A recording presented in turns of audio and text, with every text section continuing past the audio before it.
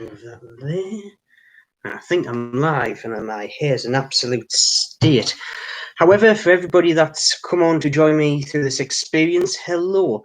Now, after my last debacle of a live feed, which to be honest was my own paranoia and thinking I actually messed up a movement, I hadn't. I just actually got the stem in slightly wrong and it didn't engage properly. And after that, if you remember rightly, the actual watch turned out quite nice, actually. I very liked that build, a very nice gold Pepsi SKX, which to be honest is just, it's come out quite nice. To be honest, if you give us a second, I'll go and show you. Because here, I have got it here.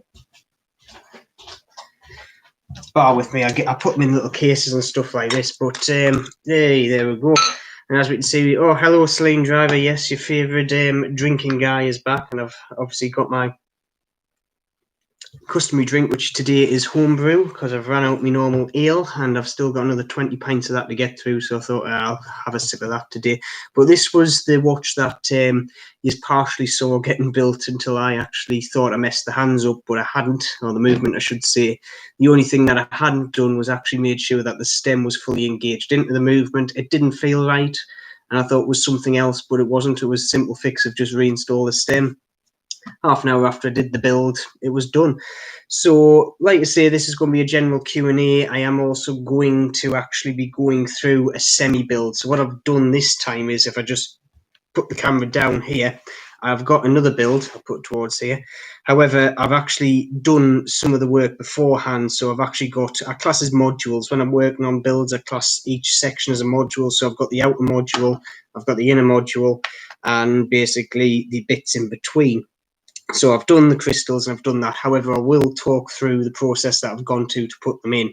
The other thing that I found strange after I did my live feed last time, YouTube decided to delete them. I did contact them. However, what they're saying was they were having issues with some of the live feeds, especially when they're interrupted halfway through, like mine was because the laptop died. However, I have got it plugged into the mains. It's not going to die on me tonight. 3 hours battery, my backside. However, it should be all great. So please just sit by us. Let's have a look here. We'll see our Celine Driver. 20 pints. What a wonderful struggle. I'm not allowed to drink, being type 2 diabetic. Alcohol and mine don't mix. No, to be honest, I'm going to try and cut back. I've had, during this lockdown, I've had way too much, but it's just far too easy. That's the thing. It's far too easy to drink when you don't have anything else to do. Not anything else to do, but you know what I mean. It kind of just passes the time. So as of this week, I'm going to try and cut down quite a bit. So this is my second one of the day. I don't normally drink that much through the day, so don't worry about that.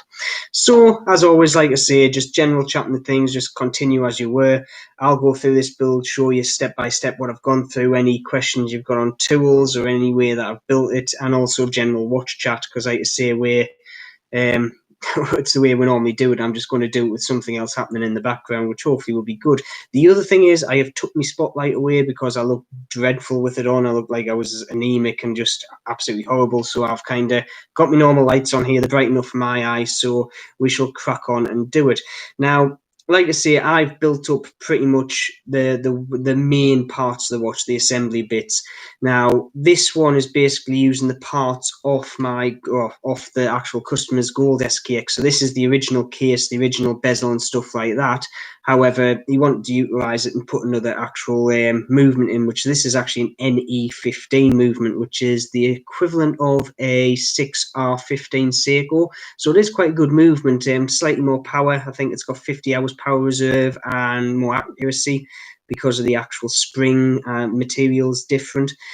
It's, I think, to be honest, you're paying an 80 quid premium over the NH30, over the NE15 to the NH36. So personally, I've used them a couple of times, but I can't see the benefit of paying the money for them. But some people do like the extra accuracy and obviously that extra added time that you have in the reserve. Anyway, let's have a look at the comments before I get going with the build. Ryan, hello Ryan. Hey man, I don't know if you're heard, but what are your opinions on Seattle Space Needle collapsing today? Missed the protest. Do you know what? I haven't seen. I'm terrible at the moment. I'm totally ignoring news because, especially with all the stuff that's going on, which I'm not going to mention, it's just all down and gloom and doom, and I tend to not look at it unless it pops up on my news feed on my phone. And in all honesty, I haven't seen it, but I'll have to have a look into that seems, aye, that's definitely a biggie, little off topic, but I'll have to have a look at that and see what all that's about. What is the watch you are wearing? This is the Cheroux, which is a Helm Dollar Sumo homage, which, to be honest, I absolutely love. It's comfy. It's very, very nice to wear. It's obviously green because I like green watches. And it's a fraction of the price of the Seiko, which I think is seriously overpriced for what you're getting, because the first generation is actually the same spec as this. This is actually better spec because it's got sapphire crystal in. The new ones do have the 6R35 movement in, which is better again because it's got 70 hours of power reserve, and I think they come with sapphire instead of hardlex. So, but 600 quid, nah, I'm not paying that for a Seiko at the moment. Even though the Space Needle collapsed, even I think it's news to a lot of us actually. Yep, a local Seattleite. Oh God, try getting that out. Even in Dane, I don't know how many were injured, dead. To be honest, it's quite a fair chunk, isn't it, though, to say it's collapsed. So the accuracy of the NH36 is better. No, well, I don't know where they say it's better. I think they say it's better, but to be honest, the majority of NH35s, 36s, I can regulate within 4 seconds, plus or minus a day, and they will keep like that for quite a long time. The NE15s, I think, go through an extra process to make sure they are dead on. I think it's like plus 15 seconds, minus 10 seconds, I think, instead of the plus 35, plus minus 25 of the NH36s. But I've never had an NH36 that's been that far out of regulation, if I'm honest. And for the sake of, I pay 35 quid for an NH36, I am paying 120 quid for an NE15. The architecture is basically the same. I'll show you here. I shall go and put my protection on because I can't be touching somebody else's movement without being fully dommed up. I absolutely hate these things. And I've only got 3 today because I've actually... I'm waiting for an order to come in, which normally comes with a free pack of these, because I don't buy these, they come with the modern parts. But this here is basically the NE15, which is going to be right pain to get out. Ignore that one. This is actually, to be honest, it's actually dropped right on my padded thing there. This here is, to be honest, this is a very, very nice die. It's got the actual wave on it, which is obviously, as you all know, that is the Seiko wave. It's got a Japanese name to it, and I've totally forgotten. I do apologise. But basically, the NE15 movement, as you can see there, is identical to the majority of other movements that you would have here. I've actually got, just to show you, for representation purposes, that is a 7S26 movement right there. And as you can see, they look pretty much identical because most of the architecture in this is basically identical as well. They're the same family of movement. You get a little bit of brushing on the rotor there, as you can see, which is nice. But in all honesty, you're paying for the little bit more accuracy, a little bit more power reserve. But it is a good little thing to have. So yeah, it's and modern and all. Like I say, I absolutely adore modern, but the more I get into it, the more I kind of find myself doing more mods for people. That doesn't stick on there. Let's just quickly review the comments before I actually crack on with the build. Let's have a look. So so the accuracy, to be honest, the accuracy is the same. I'm going to say that. However, it's got the NE15's got better materials in it for the spring, the hairspring, and the actual barrel. So it's meant to be better. Also, find any Space Needle views. It just happened. Local news stations are there now. Oof. Nothing on Fox News, nothing on Google. Are you back at home? Yep. How can a bunch of protesters collapse the needle? You'd be surprised. There's a lot of things happened with, well, saying that. Who says it's protesters? Oh, I'm not going to say that. I'm putting NSA on the phone right now. I'll keep an eye on it. Thoughts on the micro brand helm, which used the NE50? Do you know what? I want a helm, but to be honest, I was actually watching them when, I think it was 2 weeks ago, when they actually released a new batch of them. I was there, and the site collapsed, and a lot of people missed out because they put it up, and then a lot of hoo-ha went on. I don't like the way they sell helms, but they do look like a nice watch, and they are said to be good. They're chunky as well, and I like chunky watches, and they fit on very small wrists, so I do like them. If I get my hands on one, I will review one, but they are quite thin on the ground, the way they do things.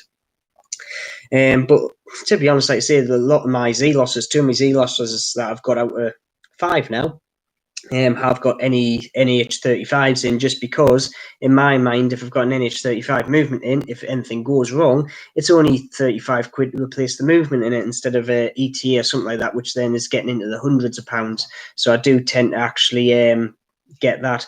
Celine, let's have a look. Putting on diving video tomorrow morning, Sunday morning. Maybe you'll enjoy that. I'll have a look at that. Like I say, I'm still catching up with your videos because I'm not spending any time on YouTube at the moment. I've got a lot of videos I need to keep up. However, next week, just to let you know, I'm actually looking to be going on a vessel. It's in dock at Gateshead at the moment, and there's some of the kit that I worked on it which needs looking at. It needs quite a bit of looking at, actually. And so the next 2 weeks is going to be absolute chaos, especially with the whole virus stuff, because I'm having to distance and everything, which when you're working with heavy machinery, you're on the back of a vessel with a full crew, it is very, very hard to do. Driving, not diving. Oh, sorry, my dyslexia kicked in there. I like driving watches as well. There's quite a few out there. Like, it's one thing I actually don't have that many driving watches. Driving video tomorrow. Oh, Celine Driver, I do apologise. You're driving in your car. There you go. I thought it was something like a chronograph or something going on about there, but no, you're driving in the car. Do apologise for that. Anyway, what I'm going to do now, I've reached the bottom of the comments. I'm going to start with what I'm here to do, which is obviously the live watch build. Now, like I say, after last time's video, to be honest, I got 80% of the watch done. I was happy with it, and like I say, it only took us another half an hour to do. So for this one, I decided to do a bit of prep beforehand and do some of the work before I came on, but I'll explain what I've done anyway. So the case that I've got here is actually original SKX 009 off the gold mod. So basically, I got a brand new case for the gold mod, and then the actual case was used as a donor for this mod. And the only real thing I've done to the case in this watch is basically put the double dome sapphire on, as you can see there. The chapter ring's the same, the bezel's the same, even the actions, the bezel's the same. I have took the bezel off because it's obviously been a used watch. I've cleaned it. I've also put a new O-ring in there because there is an O-ring. So now it's sweet as a nut, basically. It's just something to do, especially with people who like give me watches to actually do mods on. They're not a brand new build. I will go through them, I will put new seals in them, and I will just basically give them a general service. After I've built this one up, I will also slightly polish the sides as well, because there's a few scratches in there, so it'll just make it look a bit better for the customer when he comes back. But that's basically that one sorted. The other thing, like I say, I've done is I've built up this movement here, which is obviously the NE15 movement, and we've got obviously the wave pattern on there, which, to be honest, the first time I've got my hands on one of these dials, and it's actually textured. You can't really see it too well, if I'm honest on there. I'm going to try and kind of, it's not going to pick it up too well. But if you look close enough, the actual full dial is textured, and it's got different textures for different parts of the actual image on there. The other thing that I've done, which the client sent, is there's actually a glow-in-the-dark date wheel in there, which is a nice touch. And I'm 50-50 with them, because they're quite a bit of money for a date wheel, actually. I think I would be looking at paying something like 50 quid for a date wheel combination. However, as soon as it goes over to 12 o'clock at night, the part of the date and day window that was obviously shown in the dark is gone. So basically, you then get a bit that hasn't seen the light, so it's not going to glow in the dark. So you're only really going to get luminescence up until 12 o'clock on the date, and maybe around about 3 o'clock for the day. So I don't know whether it's kind of a thing I'll be putting in many of my watches, but like I say, the client put it there. The only good thing I can see with this is certain watches, such as my first gen Monster, trying to find a black kind of conversion between the new and the old movement for a date is a bit hard. So these could come in handy for that. And the luminescence is just a bit of an added point with that. So anyway, once you've got on with all this and you've done that, like I say, you've crystal press I use, and I showed you this the last time in one of mine. I really need a new one. As you can see, it's as bent as a bent bit of bar, as you can see. It's a cheap one. I think I paid around about, well, tenner for it. However, it's lasted us 3 years, and it's just say going now, and it's never done me wrong. So I don't see a point in actually paying a lot more for a more highly specified actual crystal press. I might do once this one goes. I will see, because I'm getting that many customers going through it. It is worth putting some expense in my kit, which I'm starting to do with obviously my pressure test kit and my timer graphs and things like that. So with the case, I'm basically just going to drop the movement in. The one thing I will be showing you in this video is actually how to cut the stem, or the way I would actually cut the stem for the watch. And like I say, there is a perfect size that I've got it to actually make it so we'll get the nice right bit of pop of the actual crown once it comes off the threads on the actual watch. Now, if I bend it down here, like I say, I've got all this. I'm just going to give it a quick blowout. There we go. So that's the case. I'm going to grab the movement now. Now this is in its resting position. Now there is a little tab that actually sticks out on the movement. So basically you just depress the tab and your stem should just fly out there. And there we go. There's the stem right there. This obviously is the stem that comes with the watch. I tend to keep these because I have found in the past that if you get stock 7002 crowns, they fit straight on here and it's the exact right size for a Seiko SKX case. They don't have the same seal arrangement. However, I'm not too sold on some of the triple seal arrangement crowns, and I will get onto that in a second. But I do keep these. I tend to keep, I'm a big order, so I keep anything I can. And sometimes they'll come in useful, sometimes they don't. I just bin them if they don't. So with that all done, I'll get my little puff puff. See, this is going a lot better than before, wasn't it? Like I say. But, and then we just literally slot it on. Now, like so. I've just realised something here. Now, like I say, I haven't actually done that much with this watch. However, I've just noticed the chaptering is slightly off. Now, this is the other thing, the Seiko chaptering issue. It's a bugbear of mine because 90% of the Seikos I've got have got an outer-line chaptering. And they do have a little spigot on the chaptering to try and line it up to a certain point. However, with this one, it looks like it's lined off slightly to the right. So I'm going to have to, me being OCD and all that, you're going to see is actually fit a crystal again, because I am not having that. Even though it's just slightly out, I am not having that. So if you give us 2 seconds, I'll reach over here and get the rest of my dies. And I'm going to show you about popping the crystal out of a watch. Now, one thing when you pop a crystal out of the watch is to make sure you do not take the bezel off. Now, one of the things is the bezel is used as a bit of a kind of raised up point. You'll find if you take the bezel off, the crystal will rest on top of your die, and then when you press down on it, you're not going to do jack, because you're basically just putting the force straight through into the bottom of the press. I learned that the hard way the very first time I took a crystal out, because I spent around about 15 minutes trying to press it out, thinking, God, that's in there quite hard. And guess what? I wasn't doing anything because I wasn't acting on a surface on the watch. So basically, I get that. I find a die, which I'm presuming is going to be this one, I can guarantee it, which fits just, say, bigger than the bezel. So it's resting on the outside of the bezel. Get a second die, the biggest one I've got, and put that in, because the actual crystal press itself can't reach with just 2 dies fully down to actually take the crystal out.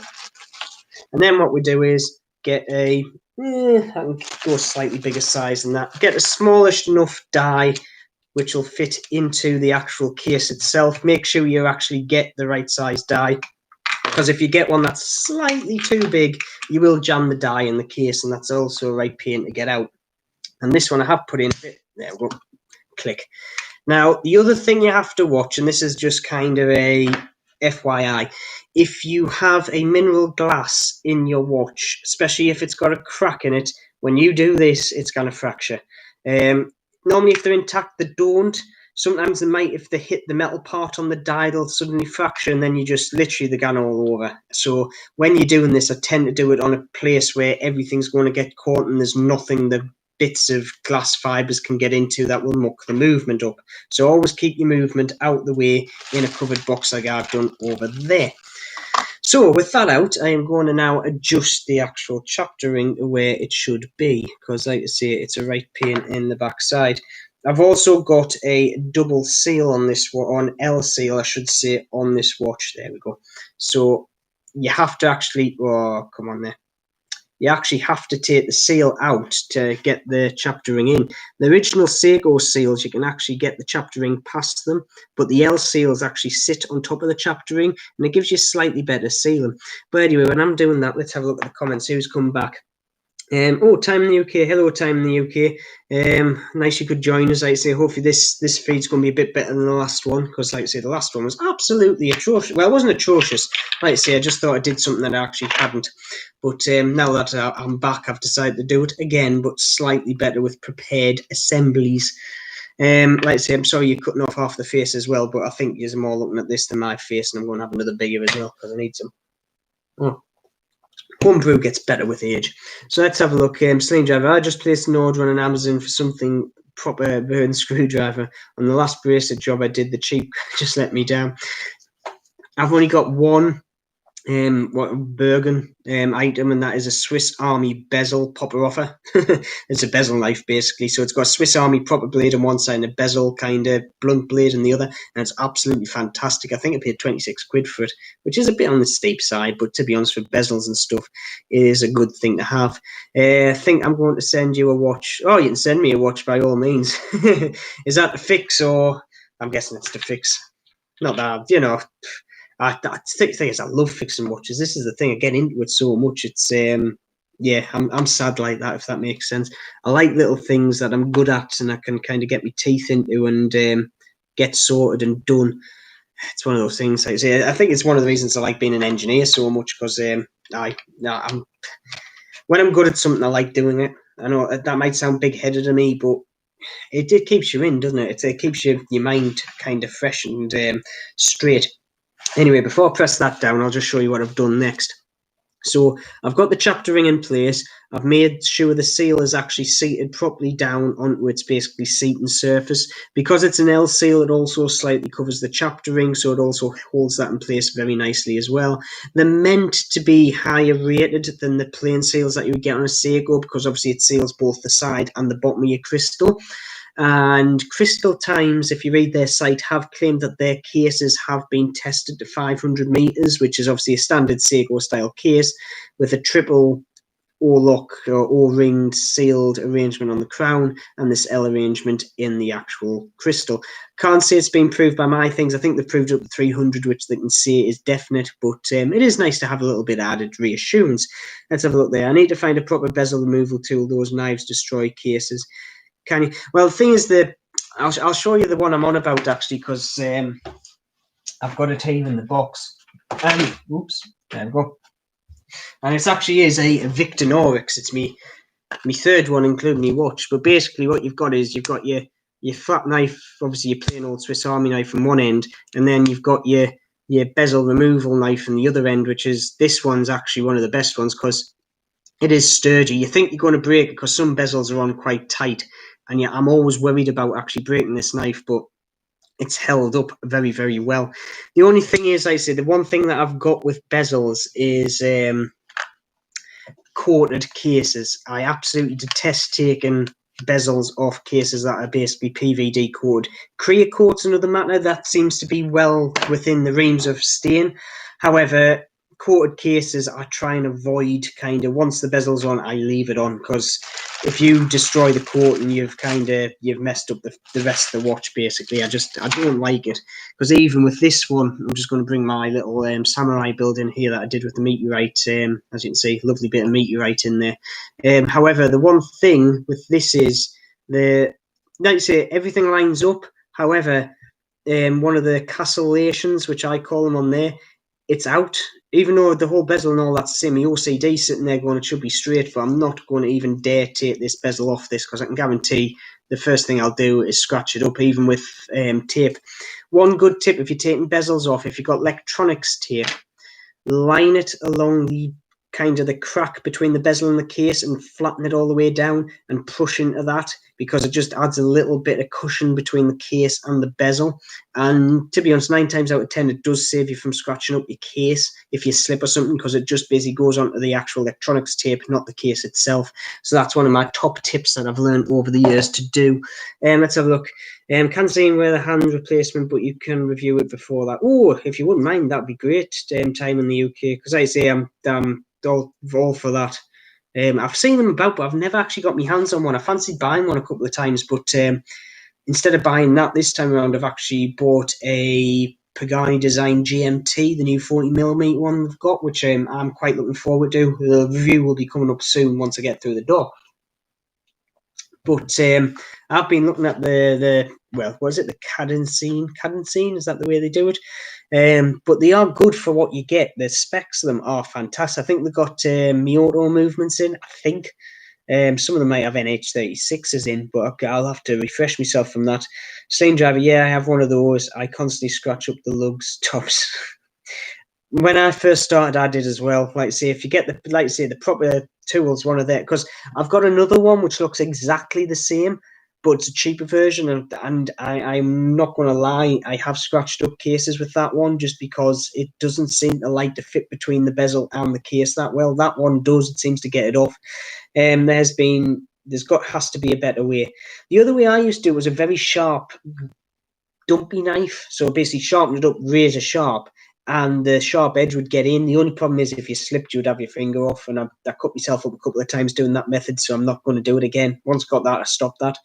Tanya K, it is a Mi-Auto movement. That was a good guess.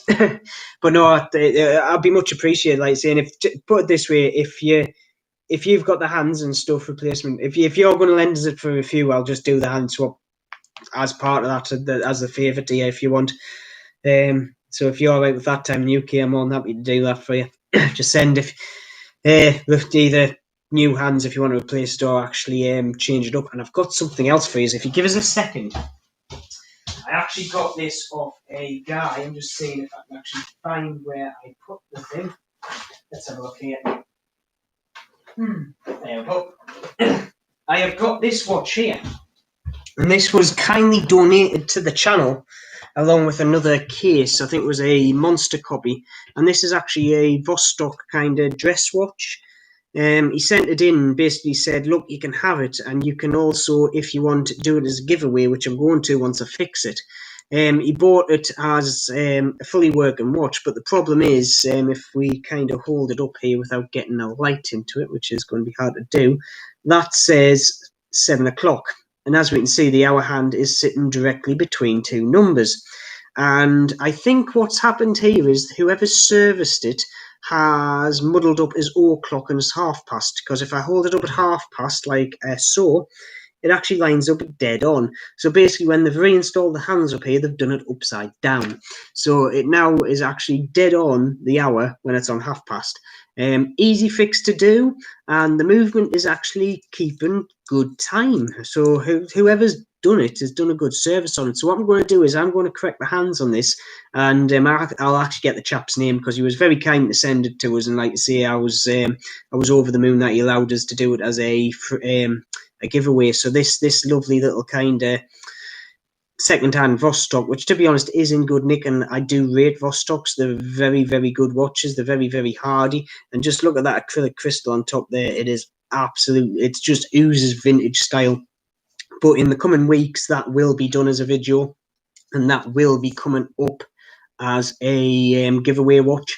I will put up the kind of the terms, conditions, what you have to do it. But that is a very nice piece that, to be honest, I would have that. I would wear that because it's very industrial kind of Russian type stuff, and I love that sort of stuff.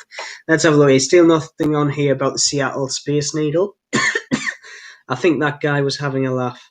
Yeah, he might have been. We don't know. Like I say, it might come up. Well, we shall soon find out. Fancy snowflake hands. We got them. Where to get them? I'll have to see what the size is for the Mi-Autos. I don't know if it's got a, was it an 8215 it'll have in, I think. I'll have to find what sizes they are. I'm sure they're the same size as the Chinese kind of DG38 or 6s and some of the other kind of copy ETA movements and stuff like that. There's a couple of copies of Mi-Auto, and I forgot what there is now. Is it the DG2813? That'll have the same hand size. So I'll have a look for you and put this with the do those movements in homage Tudors. So they've got to have Tudor style hands for them. So I'll have a look for them. That's not a problem. Still nothing on the news. Fancy snowflake hands. Yeah, Dan, have a look on eBay at watch bezel removal, watch workbench. Well, I'll give it a go. Yeah, I think those are the ones that you can get them where there's actually 4 sharp corners. I haven't used one personally. You put your watch in with the bezel on, and you basically crank these four corners into the bezel gap. And what it does is, over time, obviously, as you get further and further in, there's more force applied. It then pops the actual bezel off.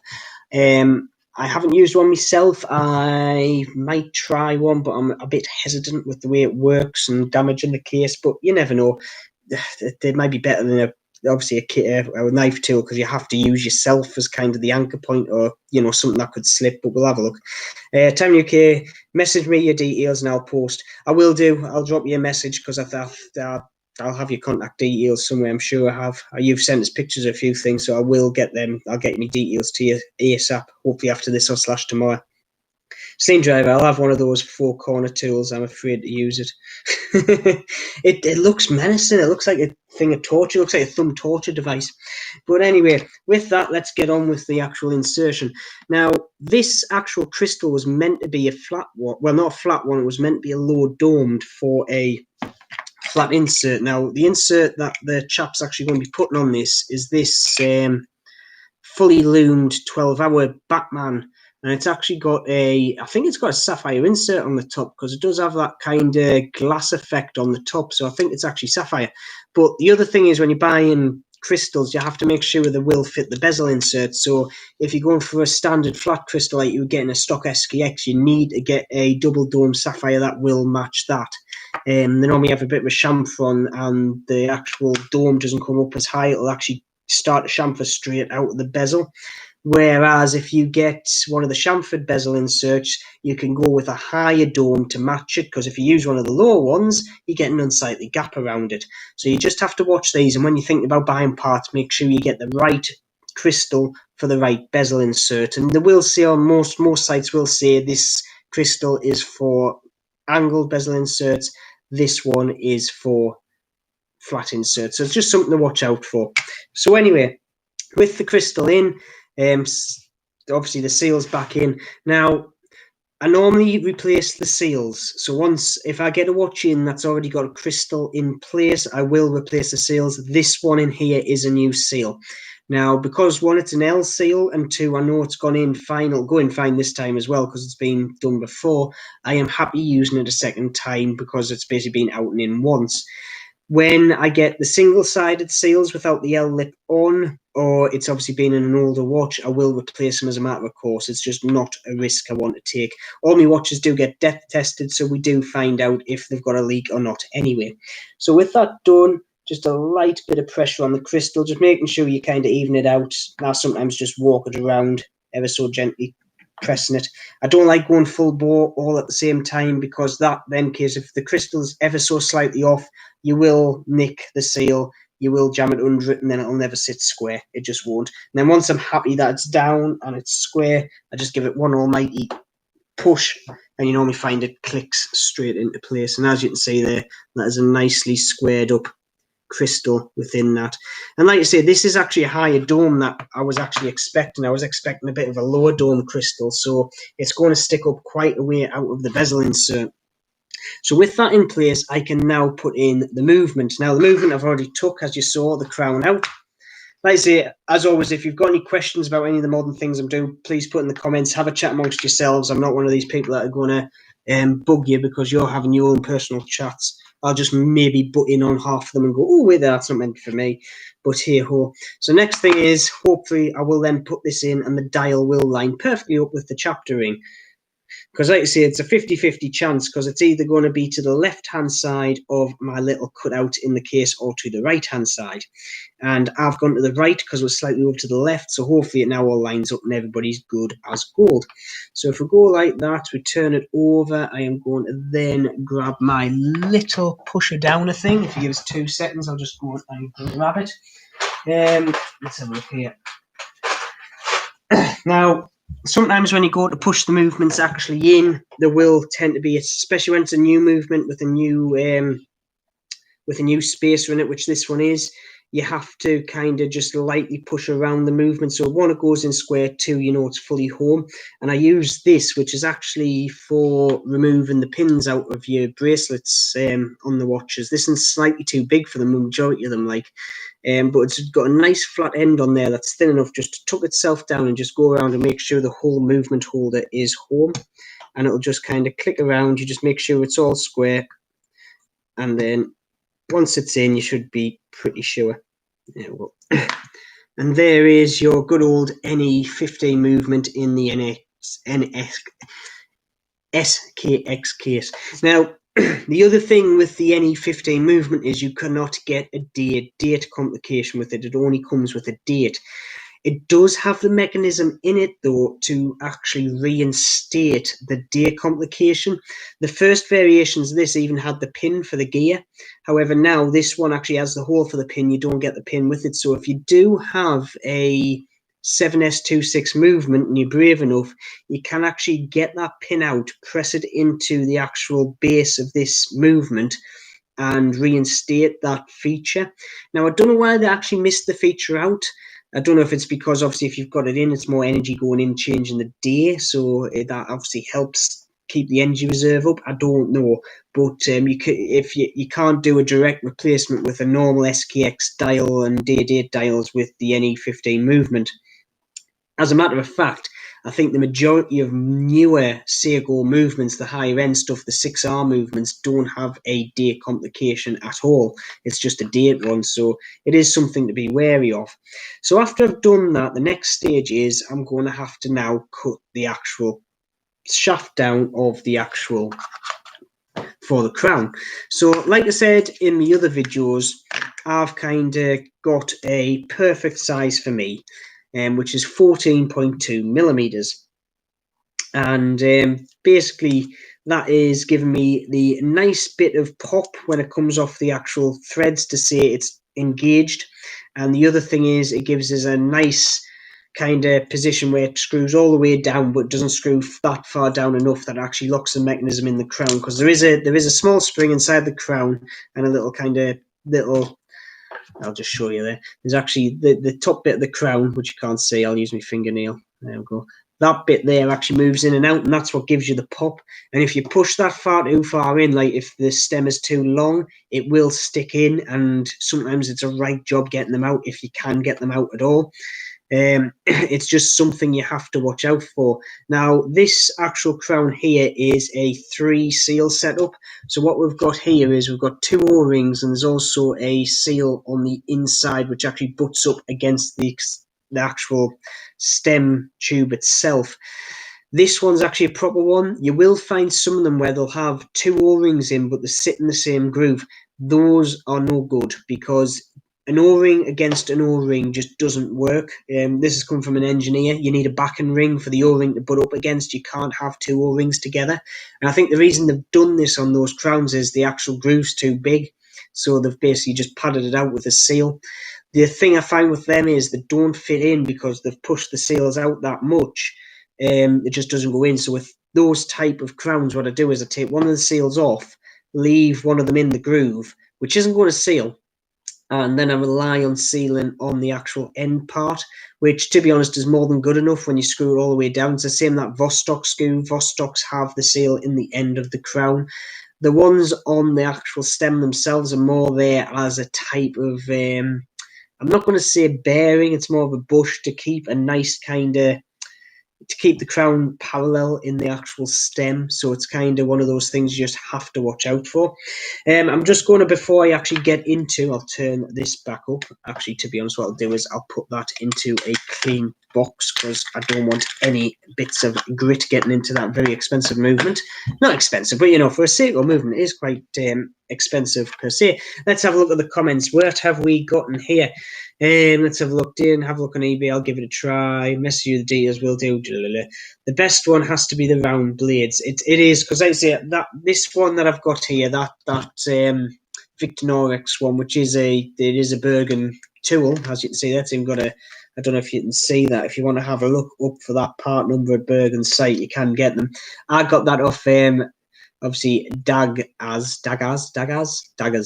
and he sold them for £24, and I just picked one up, and I've had it for a year now, and it's done faultlessly. But I guess if you pay your money, you only pay once. You know, pay cheap, pay twice, you pay more overall. But like I say, I paid £10 for that crystal press. It's still going strong. It's going to break in the next couple of months, I know that much. But £10 for 3 years use, that is very good bargaining there. But I might not find another one that's like that, because I can guarantee the next one, because it's that cheap, won't be built the same quality. But hey ho, you have better eyesight than me. Do you know one thing with me? My eyes are actually quite good. I've got perfect vision. Not bragging there, but I do. The only one thing is, you might see is I've actually got something called scotopic vision, which is something to do with rays of light reaching me brain. My brain reacts differently to certain rays of light. So I will be going around sometimes. You might even see when I'm doing these videos, and I'll put on blue glasses because I can read things better with blue glasses. If I don't have them, text moves in weird ways. It's like an optical illusion. I actually put up with that for 21 years until me wife actually pointed out there's something wrong here, as nobody picked this up before, and two, one of the lecturers said, right, you need to get seen. And at the age of 21, I actually got picked up as being seriously dyslexic, and also had scotopic vision. Glasses cost us £600 a pair. And the thing is with the human brain, and sorry, I've gone totally off topic here, it's a very clever device. Because what the guy actually said is, if you use these glasses all the time, your brain thinks there's something wrong. So what it then does is, it swaps the spectrum to another spectrum to basically counteract the problem. So basically, the way I'm seeing text is the way my brain thinks right. Because I'm putting glasses on to counteract that, my brain thinks, oh, it's wrong. It then adjusts itself. So I would go from wearing blue glasses to the opposite end of the spectrum, wearing red. So what I have to do is I have to kind of not wear them day in, day out. And I've gone for, I think, well, I'm 28 now. I'm still wearing blue glasses and they still work. So I think I've got there. But I'm not paying £600 for another set of running glasses just because they've got a tint on them. I think I'll use the Quality Street wrappers for the chocolates, which are coloured. I think next time I need a pair of glasses, I'm just going to get one of those wrappers and stick them over the top of a plain set of glasses. There you go, cheap fix. But anyway, back to watches. Let's have a look. Marcus B. Evening, guys. I'm late, back from drinking. What have I missed? Well, to be honest, I'm still drinking. I have been since the start of this video. My homebrew spout, like yet again, I am only sticking to 1 pint in this feed, because last time I drunk that, I was off my rocker by the end. It's a very amusing video. If you haven't seen that live feed, go back and watch it. It is a laugh, because you see us getting progressively drunker and drunker throughout the video, to the point where I'm blurring at the end. Or blurring to something or other. Blah, blah, blah. Slurring, that's the word. Let's have a look. Andrew Jenkins, I'm late. No, you're never late. Like I say, all I've done at this moment in time is put movement in the case. So the movement's in the case. I've got part of the watch up. I've built it from scratch, which is lies, because I actually semi-built parts of the structure, so it would go a bit easier this time. I thought I also did that because I thought a lot of the things that I do, such as I put my hands on things I need to do on my workbench, it's just something I can't do on my dining room table. It's too precise of a thing for me to kind of get right. Anyway, let's have a look. Track day. Addict 12-ish in the UK. 12 does, yeah, it's around about that for them. Let's have Andrew Jenkins around about 12-13. CJ, thank you. Tell you what I did do today, though. I was out on my B King today for the first time this year. God, that's a bike and a half. I forget how quick it is until you open the throttle and then you're on the back wheel in the matter of seconds and you think, oh, this is a bit too quick. It's not too quick. It's an absolute beast of a bike. I want to, like I say, I might go out on the A100 soon just for a leisurely drive. Anyway, what I'm going to do is I'm going to get on to actually setting the crown. Now, this step, even though it's a very simple one, this one actually scares off a lot of modders. There's a few things that scare off a lot of beginner modders when they first start out modding. One is setting the crystal in. Second one is putting the hands on. Third one is cutting the stem to the right length. Now, the good thing is with a lot of crowns, you will get 2 stems. Like this one here, there's a spare stem in the case, so they're already expecting you to mess up one. The other good thing is your movement will come with another uncut stem as well. It'll come with a cut stem with the plastic crown on, which is one of these.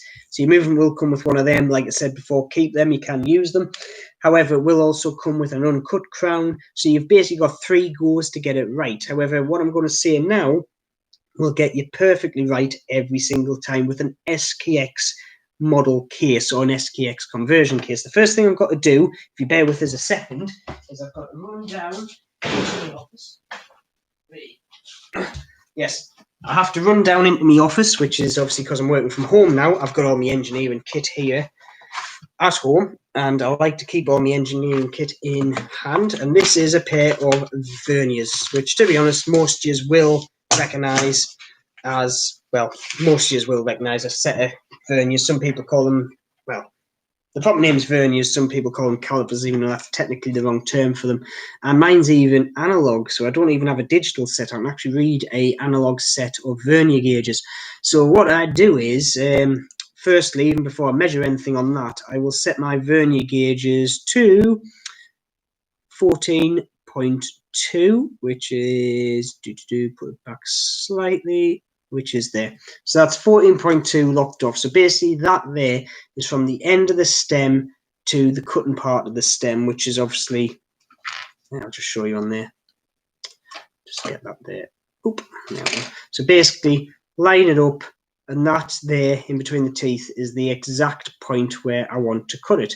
Now what I do, as always, I never cut exactly to the 12.2 because I like to have a bit extra in hand. It's always good to have a bit extra because you can't add material. Once you've cut it off, you cut it off, you're going to cry because you'll get to your third one and you've already messed it up. I've done it before. I have gone through 3 stems before, right in the beginning of my modern career, and that was a very bad day for me. The good thing is I had around about 6 spare, so the 4th one I actually got right.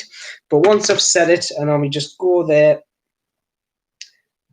put my finger right where it is, and I've got a pair of snips.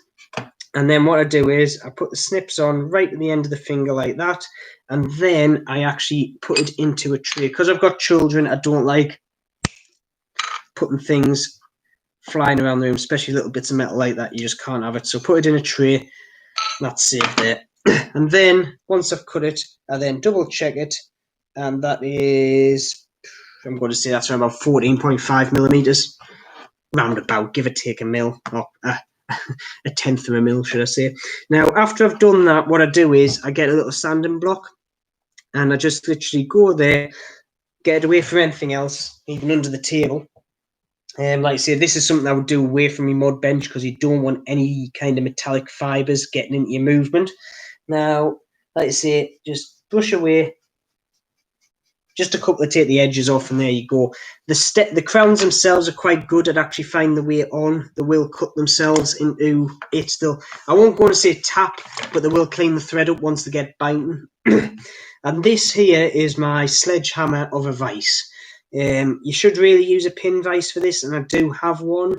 The only problem with that is it's very fiddly, especially when I'm doing it in this environment, to basically use. So I've used this one a couple of times, and it is literally a sledgehammer to do, you know, a little toffee hammer's job, but it is still good, and it's just enough to kind of press it in there. I've got a little bit, and there's a shaped bit of rubber in there, so it's not actually metal against metal, and it just holds the actual stem in quite nicely. Once you've got that all nicely on, you just kind of get your crown and just make sure it goes on just backwards and forwards. Now the backwards and forwards movement just helps kind of recut that thread on the end. Like I say, it's not much, but it will have a little like burr on it, and then once you've got it on, it should then just go on. Now the other thing is there's an argument whether you should use Loctite or not. Now as an engineer, Loctite is a good thing to use. However, with watches and stuff, I only tend to use it very rarely. Now, I would dare say 90% of the watches, I don't use Loctite on the stems. I just torque it enough to get it on. And I've never had one of these crowns come loose on a stem. Never. And the other kind of, especially in engineering circles, if you torque something up right, it should never come undone because you have the right tension on your threads. So, and that's the same is true for cars, motorbikes, anything engineering-wise. The way bolts are done, you should technically not need any securing bits to do it. However, you know, split washers, biting washers and stuff, we all use them. In engineering terms, we do. My engineering company actually banned split washers from being used anywhere, because they had a tendency offshore to actually, when you torque them up too much, they would split. And we actually don't use any Secune ones. The only things we use is Nylox, which are good. I do like Nylock nuts. Anyway, once you've got that done, you bring your case back out, or your case with your movement in, flip it over. And this is the moment of truth. This is the point where you realise whether you've got too much, too little, or you're exactly right. Now, this one, I would dare say now, after I've filed that bit off, it's going to be sitting around about 14.4 mil. And if we go in there, just shake it around until it goes pop, which it has. And I can see, even just there, that's got too much on there. The other thing is as well, not every crown is the same. So the 14.2 is a good starting point. So before I even do anything, I'll just see if I can actually get it on the thread, which I can't. I actually think this crown is actually different design to the ones I normally do, because I would dare say I need to take another, might even be getting on to a mil there, so it might be actually 13 mil I need. Anyway, before I get onto that, and I'll just take this stem back out of the watch to see what's in the comments and what yous are chatting about. There is no such thing as too quick or too much power in a motor vehicle. There isn't. Like I say, the B King is absolutely horrendous. Whoever thought that it was a good idea to put a Hayabusa engine in a naked frame, I need to meet them, because they're my type of bloke. But literally, I think it's one of the widest bikes that is ever made. So it was just noise outside. I was just curious of what it was. But it's absolutely mental, because I wanted a Hayabusa, but I'm not a big fan of faired bikes. I'm just scared of dropping them and then you crack off the fairings and then it's a write-off. Because over in the UK, you can write off a bike by basically dropping it if it's got plastics on, because the plastics can basically be more than what the insurance is willing to pay. Then they write it off. However, you can get cheap bikes for that, actually. You can get a lot of Street Fighter bikes. But yes, the B King is an absolute beast. But anyway, moving on there. Where's the video on the watch case for me? That's coming up, isn't it? Which one? Mind us which one that one is. Sorry, I've literally had a very long day. I've actually been partly working today, Andrew. There is a pile of videos that I've done and the waiting. I think there's 5 at this moment in time, which are in the editing stage. Next week, I'm not actually going to be getting onto. Chances are I'm not, with what my job's doing at this moment in time, shoving us on the back of the ship. I might not be able to get on in between that and family actually getting them up. So this live feed might be the one video that I'm putting up in quite a while. But yes, it is coming. Like I said, where's the video on the watch case for me? That one's on there. I know it is, Andrew. Actually, that's the 4th one I've got, Meebleman thing. So it is coming, so don't worry about that, Andrew. Sorry, I'm just kind of refreshing myself as I go along. But yeah. God, there's noises all over today. I'm just listening because the neighbour's having a party, even though yet again we're still in lockdown. He's having 5 people over, so you know what it is. But yes, that one is to come, Andrew. Let's have a look. Track Day Addict. I've put a track bike back to the road trim because the UK government currently let you ride for as far and as long as you like for mental. They do, however, if you look at the bad press bikers are getting for supposedly not social distancing, even though they totally are. You look at the beaches and stuff around here, it's mental. It's just, people just like dissing bikers at the end of the day. But anyway, let's grab my vice. I'm going to have to cut a bit more off that. But yeah, I've kind of got, I'm spending a lot of time with the family at the moment. Like I say, work's taking up a lot of time as well. So the bikes are taking a second stance, but I can't get rid of my bikes. It's just one of those things. They're in my blood. I can't get rid of them. I'm just doing this by eye now, by the way. I haven't took any measurements. I'm just kind of cutting it off, get my little tin to put the thing in. And there we go. There's another little bit there. I've literally just taken off a fraction of a mil, by the way. If you have liked this video as well, please do like and subscribe, because obviously it does help the channel. And with YouTube's algorithms and stuff nowadays, you have to have things like likes and, about people putting all the boring stuff, I just do it for the fun. I don't really care. I'm not saying I don't really care. It is nice having a good following, and I'm pleased people do find my videos entertaining. I say entertaining because, to be honest, I hope it does they are informative as well, but I'm hoping it is entertaining at the same time. But like I say, I do this for fun. I do. That sounds sad, but I do like doing my videos, and I do like giving people the pleasure of watching them. Definitely somebody outside. I don't know who it is. But yeah, I'm pleased you're all here, and thank you for sticking on with us. This is going a lot better than my last live feed, because like I say, if any of you were on my last live feed, which I'm sure the majority were, it was a laugh. But I was quite pleased I did what I did, and I got as far as I did as well. This thread, this crown is just not having this thread. I don't actually think it's gone in a bit, but I'm going to have to cut a lot more off this crown. This is the first crown where I've had to cut off more than maybe 13 mil. It's a bit deceptive, but it's from a different supplier. The actual customer supply does this crown. So I normally go to the same 3 suppliers, which is I go to Watch and Style, which is very, very good. They do nice cases. They do a lot of mod parts. They do a lot of bezels, but they do it at a very nice price as well. It's one of the cheapest ones around. Beats most of them. So I would highly recommend going to them if you're going to start off in your watch building career. The other one is, which is the other one? Is it Nomiki Mods? That's another one. They do a lot of bezels. If you want some ceramic bezel inserts, they do the best selection of them. And the final one, I used to use Crystal Times a lot. However, I found the majority of the cases which you could get off Crystal Times, you could get in a lot of other places for a lot cheaper of a price. So I tend to go to other people. The only thing you can't get from others is the SKX turtle conversion case, which is a bit of a bummer because I've got a build coming up now.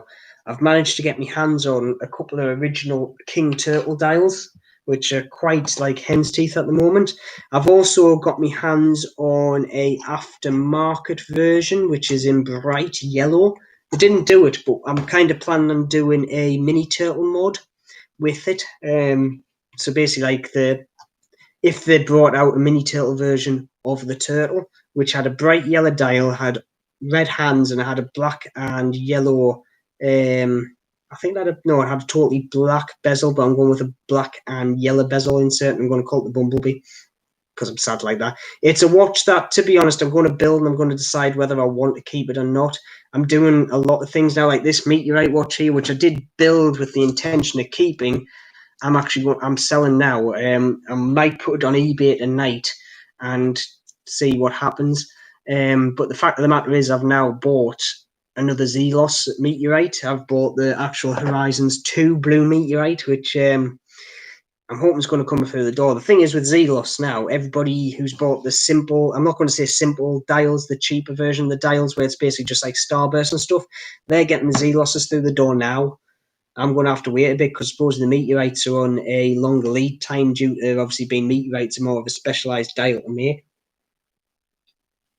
But I so want to get my hands on it now.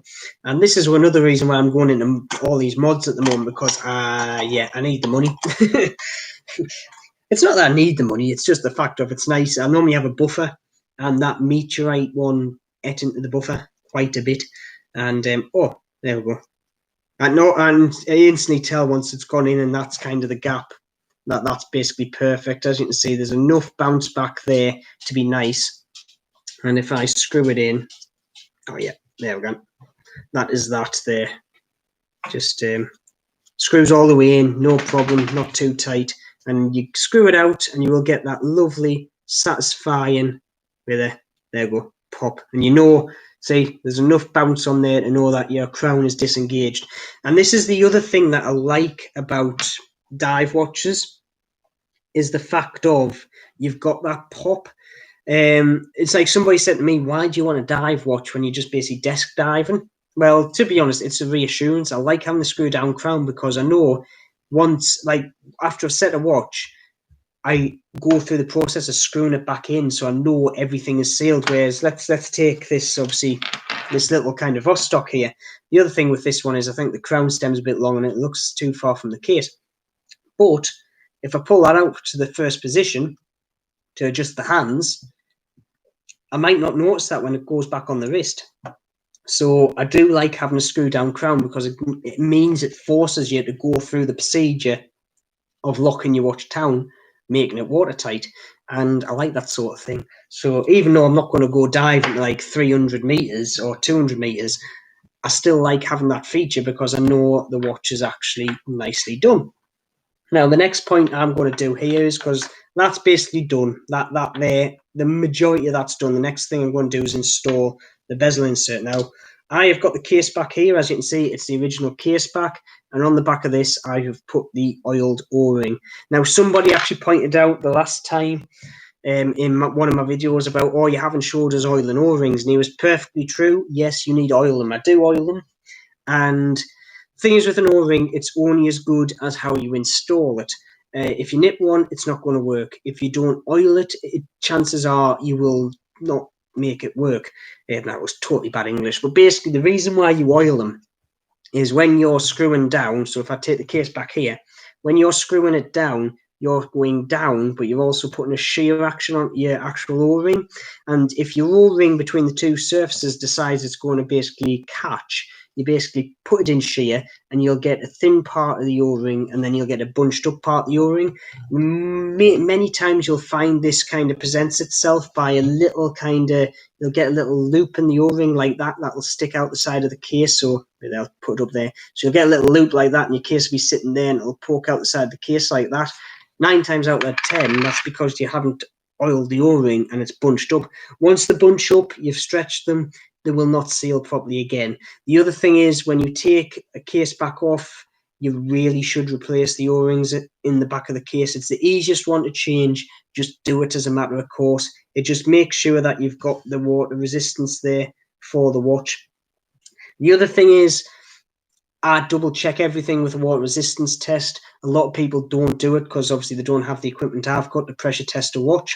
So it is something just to bear in mind. It's just giving you best chance to make sure that your watch is fully sealed and, good to go. And obviously, the thing is with SKXs as well, they are ISO diver, so they're done to an ISO diver standard. The majority of modders out there can't test ISO diver standard. I can't test up to 200 meters water depth. I can test up to 60, which for the majority of people that I work with as a customer is more than good enough. I do have watches that have been dived in. So there have been to like maybe, I think, a maximum of 30 meters, 40 meters. I haven't been, and none of my watches has gone saturation diving. That is one thing I want to try and do. If I can find somebody that does do saturation diving, I want to put one of my mods on their wrist and actually put it down. The other thing I want to do is, which is a bit too bad because I work in the oil and gas, subsea industry.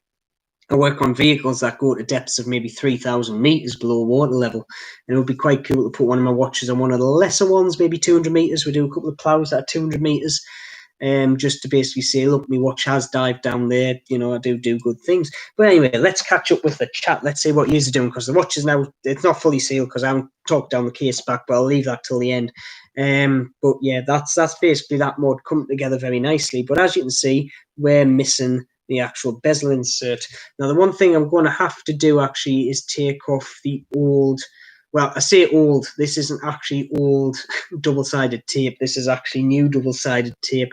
I actually test fitted the bezel insert on around about an hour ago, and then I thought, no, I'm going to actually do that in front of you, so I've actually took it back off. So I'll clean that up a bit so it sits a bit flat, and then I'll get onto it. But while I do that and pick all this back off with I've got a used pair of tweezers over there to go through.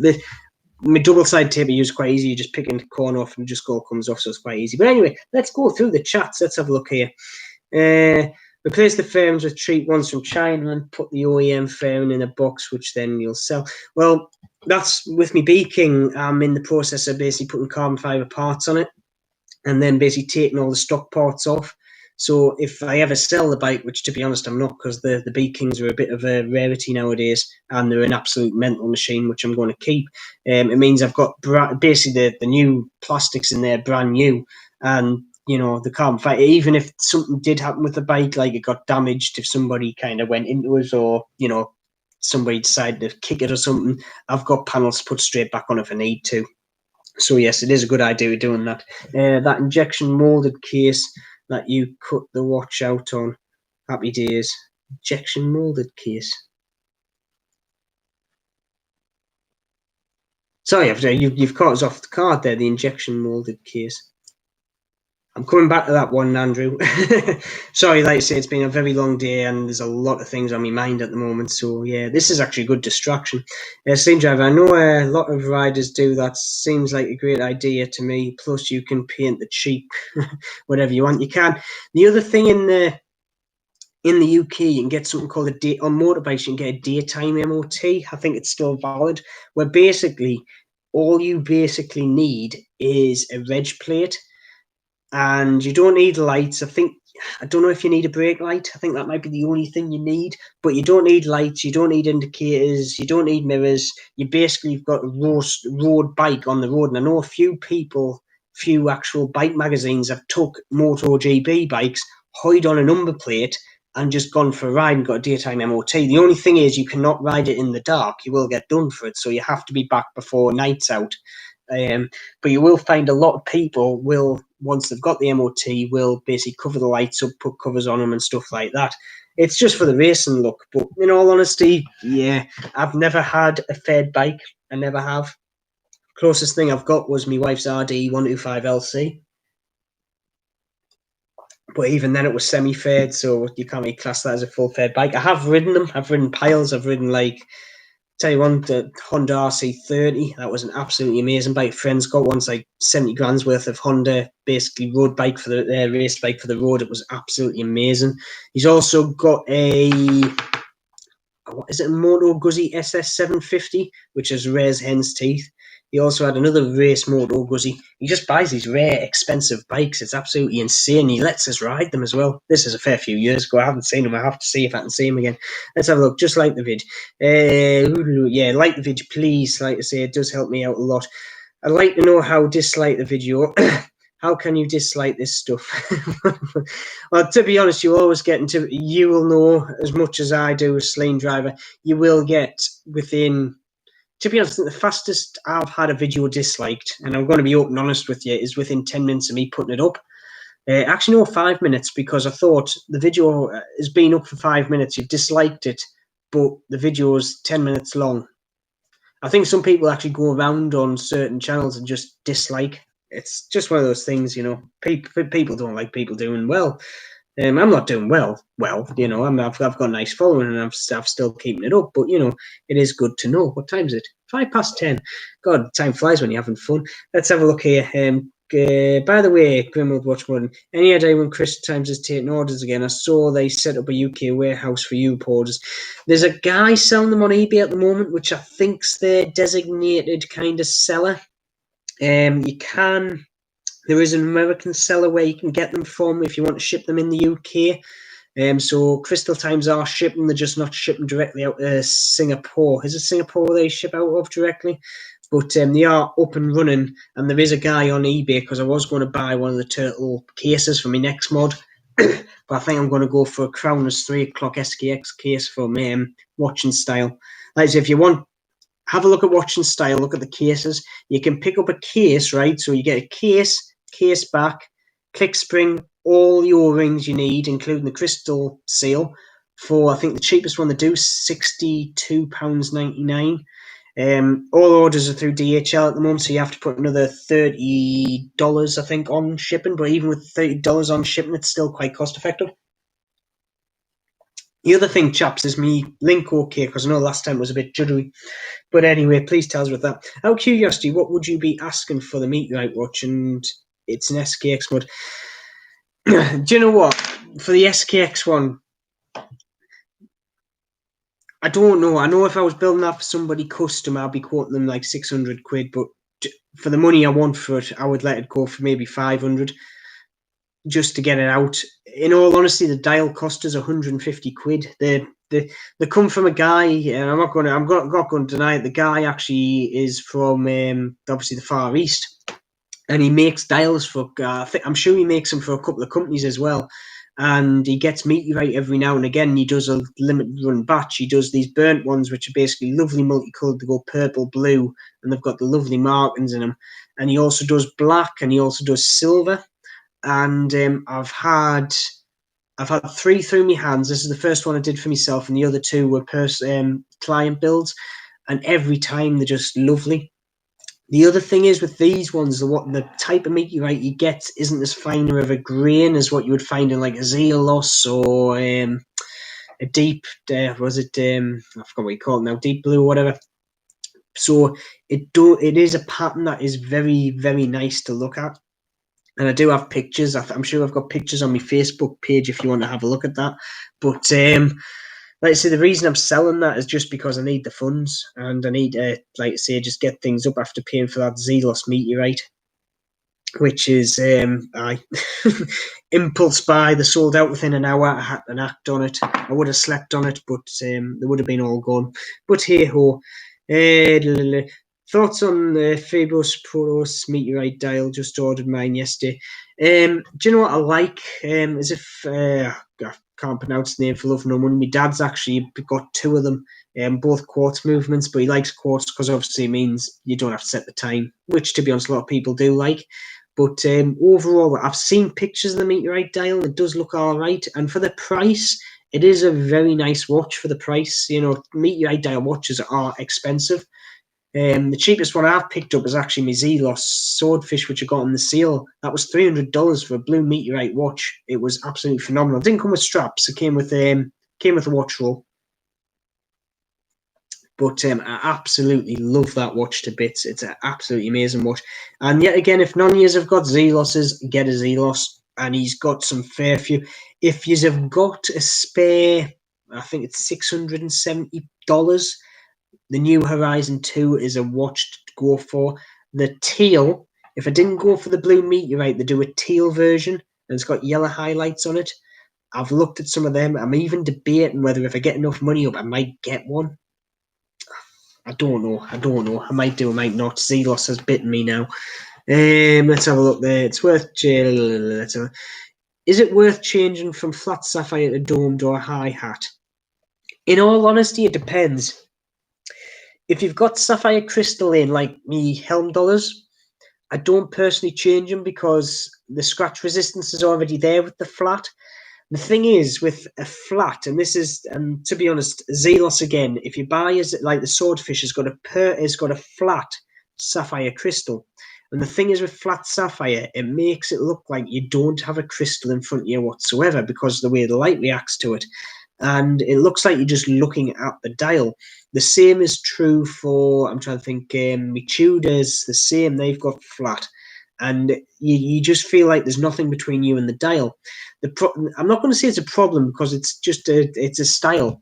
But the thing is, when you've got a domed crystal, you will always get the light reflecting off the crystal. I like them. I do put them in mods, don't get me wrong. But the advantage to them, well, you can see them at more angles. That's the main reason for having a domed crystal. You can basically look at it at more angles of your wrist because obviously the way the light goes off it. The one I do like, and I've got to say, is a single domed crystal because it deforms the actual dial. The Seiko SKX 411 does have a single domed hardlex, and you get that look, and it looks fantastic. And if you get the high dome bubbles, like my black SKX build's got one, it just makes the watch look fantastic. The whole idea with a domed crystal is the way back with diving and stuff like that, the more pressure that's on it, the pressure kind of forces itself in. It makes the watch more watertight, such as what Vostok do. So there is a reason behind why it's domed. Obviously, the dome shape is a hard shape. It's like an eggshell. You can put a lot of weight on it. Whereas a flat one is, you put weight on it, the weight's going straight down. It doesn't get transferred around the outside. So there is a reason why people go for that. But in all honesty, personally, if I've already got a sapphire crystal in my watch and it's working for me, like this Sumo homage here, this is a sapphire flat crystal. It's scratch resistant quite a lot. It's not as hard as diamond, but it's not far off. If it's got one in, I won't change it. That's the easy answer for that one, unless I want the vintage look or something like that. I haven't put a top hat crystal in anything yet, but I would be intrigued to see how that works. I'm sure the new Zelos I'm getting's actually got like a sort of very high dome / top hat crystal. It sits quite a way off the actual bezel insert. Wait there, I've got a few more comments now. I'm going to have to scroll up. Let's have a look here. Reg plate and horn only for daytime MOT. I knew that was the case. The B King's actually running without rear indicators because I'm waiting. I've took a pile of stuff off the back because there's like a pile of scaffolding there to hold the big massive exhausts on. The stock exhausts are absolutely horrendous on the B King, like out here. And I've took all that off, but it means I took the actual indicator mounts off, so I'm going to have to try and frig something up with that one because I'm all for safety. I will not run most times without the indicators, but I was dying to get out, so I was using my hands, using hand signals, you know. But anyway, let's have a look there. Neat track day addict, and here I thought the UK didn't like out. I'm not. Do you know what? I know a lot of people out there. I know a lot of people I go with who, if a policeman was behind them, they wouldn't stop. I've known that. I know a few people who ride without number plates, and I don't recommend it whatsoever because it gives us bikers a bad name. But the reason why is because if you're on a motorbike, nobody's going to catch you, especially on some of the fast ones and the way some of the people I know ride. But it's one of those things that you say, as long as you've got a reg number that they can take your speed ticket with, they're more than happy. And the good thing about bikes is you only got a number plate on the back, and quite a lot of speed cameras around here only take the front number plate. Gatsos do. I think the traditional ones don't, but by the time you've seen them, you've stopped. But I do know a lot of people do a lot of trick things with their number plates to hide what they're doing. But, you know, a lot of the 95% of bikers in the UK are more than sensible, and you'll never meet a nicer group of people. In all honesty, you will not. The camaraderie among bikers is just second to none. Even if you're not a biker and you just even if you go up to a group of bikers and just start saying about the bike, I can guarantee you'll get into a conversation for half an hour with them, and you will, like I say, the friendliest bunch. However, you will get some Power Rangers, which I call them, who dress up, have got a Ducati, have spent all this money, and will go out 2 times a year just to ride the Ducati to say, look, I've got money. What they don't know is keeping the bike in the garage for that long breaks all the seals down. It'll only last around about 5 years before you have to do a full engine strip down and all that. Bikes, cars, anything with an engine do not do good sitting under a tarp because the seals get hard. They then start leaking like a sieve. Anyway, let's get back onto this. It's had a daytime MOT in the past. Handy to test track bikes before going on the track. It is, you know what, I used to know a guy, there's a bike shop up here called Northeast Motorcycles, and he used to do sidecar racing back in the 60s, 70s. And one story he told me was he actually was racing up the A1 in between Durham and Chesley Street. Somebody rang the police on him. He got his sidecar, put it in the shed, dismantled it within half an hour. The police came and said, it couldn't have been me, my bike's in bits, look. You couldn't get away with that nowadays, though. Like I say, it's back then the bikers were a law to themselves. Nowadays, we kind of can't do that much without getting peed upon. £69 is around about $78 at this moment in time with the poor exchange rate. It is. I wish the exchange rate would get up. I'm getting very poor. Singaporean dollars is absolutely atrocious for modding now. I'm paying quite a bit more. I've had to put the price of my mods up because the mod parts are actually getting quite pricey from what they used to be. The other thing I'm suggesting for people to do is if you want to buy them and just send them to us, because then you know exactly what. If I do builds for people, I'll never put a markup on the mod parts. I'll just say, look, I'll buy the mod parts at cost. You do not charge any extra for them. It just means it gets sent direct to me. I only charge labour, testing, and postage back to you, which is fully insured. I know a lot of modders out there don't like doing that. Sorry, I've got a bit of wind. Oh, there we go. Let's have a look. Much better feed this time. Thank you. I think it's more steady, but hey ho, we'll see how it goes. Like I say, I'm going to complete this watch in the next 15 minutes once I've got through all these back. Like I say, I'm loving it, guys. I'm absolutely loving the amount of banter that I've got going on here. This is what I do this for. Like I say, 17 of you are sitting here watching a ginger talking about watch building. God, what are you doing with your lives, man? I'm drinking beer. As you can see, I'm drinking a bit slow. The cool thing about this glass is, look, it's got markers, so the faster you drink, the last one is reload. It's for Bombardier beer, and it's quite amusing as you go down. It's good. Anyway, let's have a look. Next one is, let's have a look. Mark V. There, Chris Times website is still down. The US branch doesn't have the case in stock I need. What case are you looking for? Because I might have another supplier if you tell us. Because I do have I'm not going to say underground suppliers, but put this way, the cases Crystal Time do, a lot of other suppliers do the same case. I'm not going to say it's from the same factory, but it's from the same factory.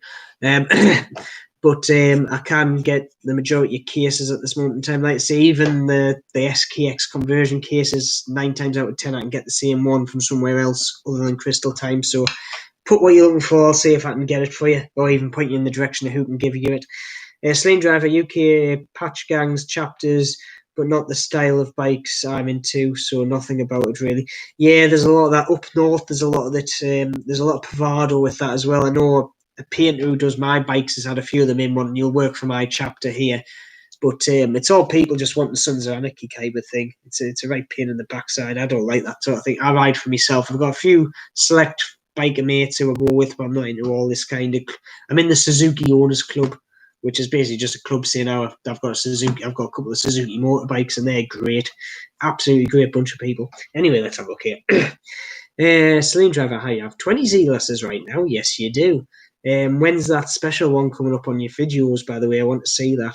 I want to see what it is. I know it's a chronograph. Dad has 10. His Teal Horizon should be here Monday. Are you going to do a review on that? Because I would like to see that Teal in a video. There's a couple of videos come up with the Horizon 2 what people have got their hands on. Yeah, you see, I would have liked got one early, but obviously, things the way they are. Let's have a look here. Ooh, I'll just move that there. I watched videos from a guy named Royal Jaden, seen a lot of small around. Yes, he's quite popular actually. He's got quite a few videos on London biking. It's one place I'll never take a bike because you'll get nicked off you at knife point. However, the police nowadays can knock people off bikes now, because before it was in any state you couldn't knock them off in case you hurt them. Nowadays they just ram raid them. I know somebody up here, somebody got done up here because 2 kids actually nicked his bike. He went out with his spade, threw it, and it got jammed in the wheel. They came off without helmets on because they were nicking it, and the main rider died, and the guy got done for manslaughter. Now, this is how bad it is for the UK. So somebody's nicking your kit, right? And you try to stop them, not meaning to kill them, just stop the bike. They fall off, hit the head in a certain way, dead outright. He gets done. Everyday Joe, no record, he gets done. Where is the law and order in that? And then I've got somebody next door who basically just deals and does everything under the sun, and the police don't give 2 monkeys. It's absolutely daft. It is. The UK law system is atrocious, and the policing, not their fault, because like I say, they're very understaffed. They've not got that much money. However, the majority of police that I've dealt with have been utter cocks. I have known 2 that were absolutely decent because they like bikes and were more than happy to help. But the majority of them that I've had dealings with are utter. They're just utter people. Anyway, while we've been doing this, I've been slowly picking off the double-sided tape. So now it's all pretty much clean, done. I'm going to then put on this bezel insert. Now, this is a fully loomed 12-hour bezel insert from its LCBI. Now, again, this was supplied by the customer. I can honestly say I haven't actually bought that much from LCBI, but supposedly they are quite good of a company. So I'm not going to say I recommend them because I haven't used them before, but to be honest, this here looks quite good. The other thing I've just noticed is it comes with a pre-installed double-sided tape. Now, I said I did test fit this with a bezel. I didn't actually test fit it with this bezel insert. It was another flat one that I had lying around because I've got tons. I just thought I would see what it looked like. So this is the first time I've actually had this one out and looked at the back, but it comes pre-installed with the actual double-sided tape, which is absolutely great. Only a small point, but sometimes trying to get double-sided tape on, which is like this, because this is what they... I don't know what this one's from, but I've got a spare. But basically, you get a ring like this, and it's got 2. Look, the magic trick. Look, I pulled that out of nowhere, didn't I? But you've got basically an outer ring, and you pull the outer ring off, and you're left with, like, obviously, a ring that fits exactly with your bezel insert. The middle bits I keep because the M3 tape is very good for sticking dials onto movement holders. which is a nice little trick there if you want to do that. However, this has come pre-installed. So what I'm going to do is, firstly, set your bezel.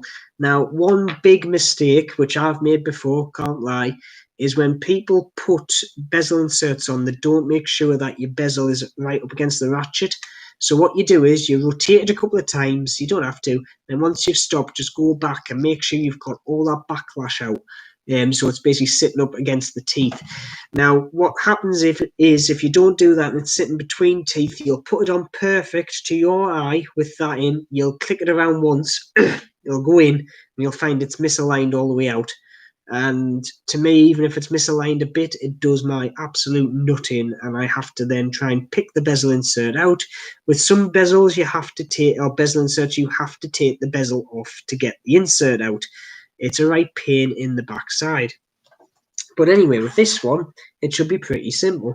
So with this, I'm going to actually use my bezel tool, because it's actually got a nice sharp knife on the end that I can use to pick the double-sided tape covering off, because you'll find that the double-sided tape covering is a right pain to get the actual top layer off. I'm sure this is double-sided tape. You see, sitting there going, it's got double-sided tape installed, but definitely has. That is double-sided tape.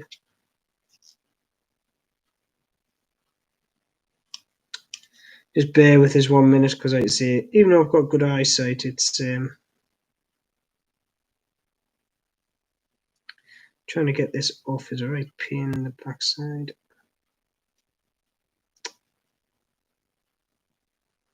Do you know what? I don't actually think that is double-sided tape. Oh, I know what that is. That is the loom. So it's a sapphire, and it's actually got loomed on the underside. It's the first time I've seen it like that. You know, you find the loom's imprinted in it. So the loom's actually sitting on the bottom. That's a nifty idea, isn't it? Oh, well, so it's not actually loom. I didn't actually pick it. I was just sitting there trying to get things, and there's no lip for the double-sided tape, there isn't. So that there is the actual loom on the back, and it's obviously the numerals around the outside are actually see-through, and they paint the loom on the back of the watch, or the back of the bezel. That's quite handy, isn't it? So that's why we get two double-sided tapes. So now we can show you how to actually put the double-sided tape on. So what I normally do is get the sides of it like that, rip it off. Now the reason why I've kept my finger doms on for this job is the double-sided tape doesn't seem to like to stick to silicone that well. So if you keep these on, they don't stick to your fingers like I've done to my thumb, because this is the one finger I haven't put a finger dom on. Hey. You then get your bezel insert like this. I'm going to put it back here so you can actually see it. And then you try and line it up as best you can. And I say that because they're not always perfectly sized to the insert, and you will get bunching up. If that's the case, what I do is, if I find it's bunched up in one bit, cut it, and then basically lay it flat. If there's a little bit of overlap, cut that, and you should be fine. Should be fine. Some people like putting the double-sided tape on the bezel itself and leave the bezel insert and then put the bezel insert on top. I find that's a bit tricky, so I don't tend to do that much. So once you've done that, check that you've got it all out like that, nice and flat. As you can see, still got the tape on. Bring back your sharp implement, which if you're under the age of 18, please get a responsible adult. If you don't have a responsible adult handy, get somebody like me who basically just tries to do stuff. You know, because, you know, that's it. And then once you got that up, just try and make sure that you get... That should come off. And you'll know you've got it off, because that won't stick to your finger no more, as you can see. And I'm now going to... I was going to say I'll turn this watch towards you so you can actually see what it is, but I'll mess it up if I do that. So I'm going to change it towards me. Make sure yet again I'm against the ratchet, and then we should just be able to drop it down and push it into place. Now, you do have a bit of leeway with this initially, because if you don't press it all the way home, you can slightly kind of jiggle it about. But I just get it close enough, and then I just drop it on, like so. Then once I've dropped it on, kind of just slightly push it around, and then once it's in, push all the way home, like so. And there we go. That's I also check, the other thing is just check the inserts actually fully home in the actual in the bezel itself, you'll find sometimes they'll sit a bit higher than the bezel if they're not. This one, however, seems to be sitting quite nicely all the way around the outside. Check as well that the action of the bezel is okay, because sometimes you'll put the bezel on, and I get this with coated cases. I had this issue with this one. When you get a coated case, because it's got a coating on, the actual surfaces are slightly thicker. So it means that, obviously, if you've got an uncoated case, the bezel insert fits in very, very nicely. However, if you've got tight tolerances on it, it can be the fact of the insert will not fit, because, obviously, there's more material on your bezel. And if that's the case, you have to file the bezel insert just a tiny bit. You could file the inside of the bezel itself, but I think that's more of a major job than filing the bezel insert down.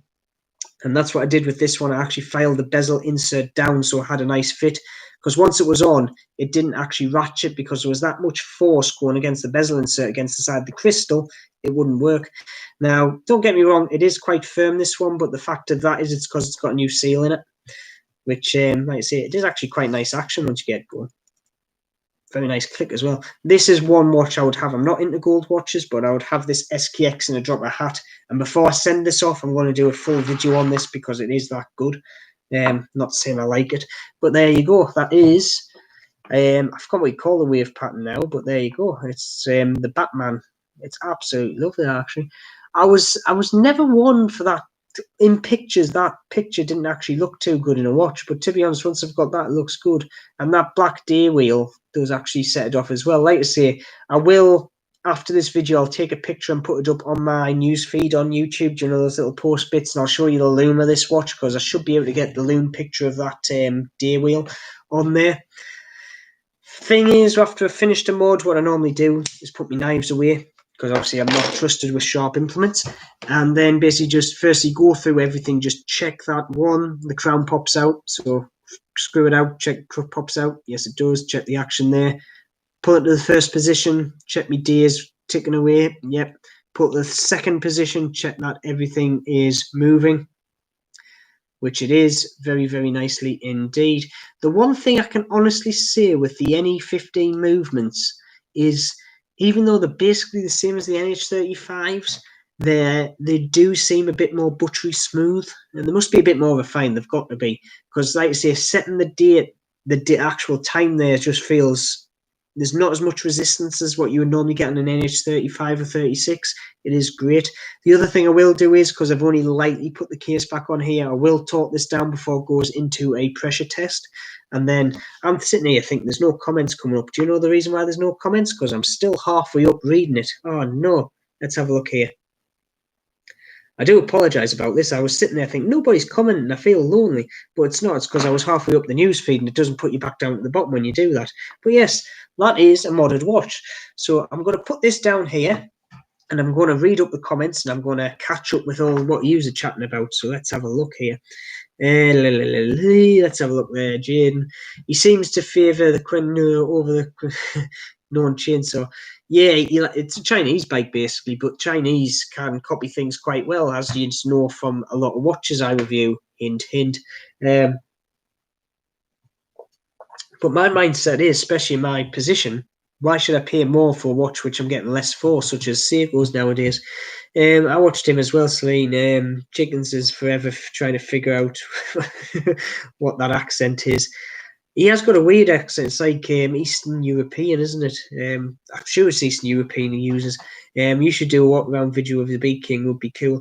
I have. If you look on my Ginger Geordie Biker page, yes, I do have a biker page called the Ginger Geordie Biker. I think it's got like 4,000 subscribers. Haven't done a video in that for like 2 years because of the family and stuff. I just don't have the time. I'm going to put one up of the Beat King in its present state, but I do a walk around of that bike. I also do a review of a mate's Beat King, which basically, story is, I rode a mate's Beat King. A week later, I bought my Beat King because I thought that bike is far too good for me to let go. And the thing is with Beat Kings nowadays, the price is going up because of that rare. Basically, it was released in 2007 back end. America had it for 2008, and they just didn't buy it. For some reason, they just didn't sell, and a lot of them stayed in the showrooms for 5 years. Stopped production in 2012, not making that many. And then in around about 2015, the naked bike fad came out, the super nakeds with the Ducatis and stuff, and it's went mental. So the price of B-Kings has gone up, especially the low mileage ones. Mine's only got 10,000 miles on the clock, so it's holding its money quite well. Trying to get insurance for it though. I've got good insurance. B-Moto, if you go to B-Moto, if you're in the UK, do very good bike insurance. I've got 3 bikes insured for them. B-King with CX Calf Race from me GS 500 Suzuki, 320 quid, fully insured at night. Anybody else's bike, full breakdown cover, full international cover. It's absolutely great. Have a look at them. That was not a sales pun either. Let's have a look here. So yes, there is a walk around video if you go onto my other channel. He's in London, but I think Jordan is original. Yes, he is. I figured it was either that or his pilot for the airline. He's from the northeast of England, Newcastle, etc. I am. Are you talking about me here? Are you talking about? I thought you were talking about the biker down in thing. Yeah, I'm a Geordie.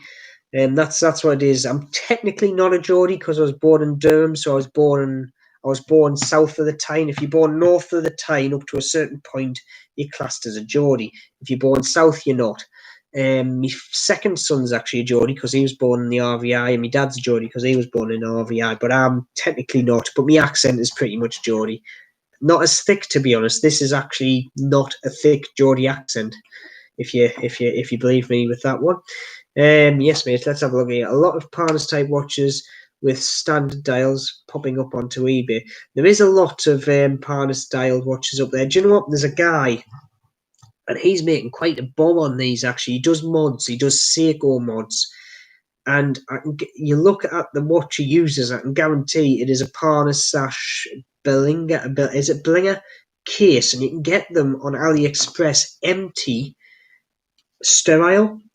And for every watch he makes, I think you can pick up the cases for around about the full case, strap, everything for 60 quid off AliExpress. Movement, I don't know, another 30 quid. You can even get them with the movements in and a sterile dial, and you can pick them up for like 80 quid. Get a Seiko OEM dial, you're looking at 50 quid. So let's say you're 150 quid in, he's selling them for 350 quid. So he's making 200 quid a pop per watch. That is good going, especially on eBay. Take off all the things and stuff. But like I say, the Parnas, just bringing 2 there. I brought these in because these are 2 watches I'm actually selling at the moment. But this is the Parnas. But I did it up again, as you can see. So this has got the Dagsa dial on it. It's also got a... trying to think what that I want to say that is a DLW ceramic insert of the the Omega Seamaster variety, and I just did that because I thought I've got these parts laying around. I want to see what it looks like, and I think that looks like a very, very smart looking watch. I think it does. And after I put it together, I thought, well, I'm getting the GMT Parnas coming through, which is basically the same watch just with the GMT function. So this is getting sold on eBay at this moment in time. So we'll see how it goes. I think the auction finishes Sunday. I haven't sold this one, but the reason why I haven't put this on eBay yet is because technically it's got Seiko on the dial. The dial isn't Seiko, it's an aftermarket, and you know the way eBay is with aftermarket. They're classed as counterfeit, but there's an argument with that as well. Let's have a look here. Thanks, he seems like a great guy. Would love to meet him even though I don't ride. To be honest, any biker you meet, 9 times out of 10, they'll be more than happy, and like I say, the majority of them are nice guys. Slightly weird and slightly insane because we're basically riding with basically flammable fluid between our legs at speeds that we shouldn't be riding at, and accelerated dangerous things. So to be honest, most bikers will have a screw loose. I think that's why I like most of them to talk to, that is. Special one video will be put up shortly. I'll see if my dad will loan me his Horizon 2. It would be good, to be honest, because like I say, it would be good to see that. Parnas type watches with standardized, I've just seen that. I'm on a sub on that channel. I will find that video. But no, like I say, it's been good. I'm just thinking, what is it? Oh, it's 25 to 11. I'm going to have to get sorted because I've got a lot to pack away. Now, like always, like I say, if you have liked this video, please like. I'm absolutely astounded with the amount of people I've actually stuck by us. I wasn't aboard, you're senseless. And I do admit this wasn't a full build. I did partially build some of the assemblies up beforehand, but you know, it just made things go a lot smoother during the live feed. I was a lot less stressed. It was a lot more relaxing. And like I say, the chapter's got a very nice watch there. Again, these two are going to the same owner, like I say. And that is, like I say, this is what I'm in it for. It just looks absolutely phenomenal. But yeah, absolutely love both of them watches. Absolutely love it. So with that, I think I'm going to tidy up and I will be away. Like I say, thank you for joining us. If you have liked this video, please put the like up. If you've just come along and you don't know who I am, please subscribe. There's a lot more videos coming up.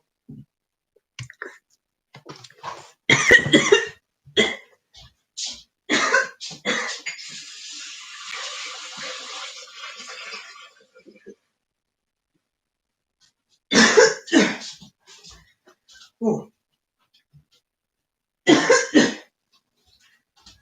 Oh.